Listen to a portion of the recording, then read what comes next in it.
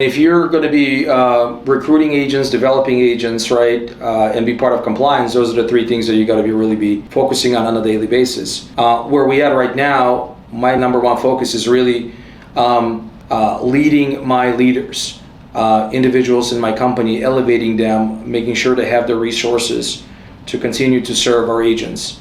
Ultimately, it's all about the agents. As a CEO of the company, I'm ultimately responsible in making sure that we're constantly delivering value to our agents. Without our agents, we do not have a business. Without our agents, we do not have a real estate brokerage, most likely a mortgage company, most likely a title company. So everything starts and ends with the agents inside of the brokerage.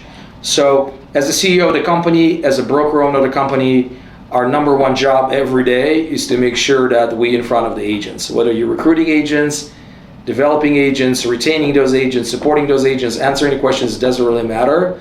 It all starts and ends with the agent in mind.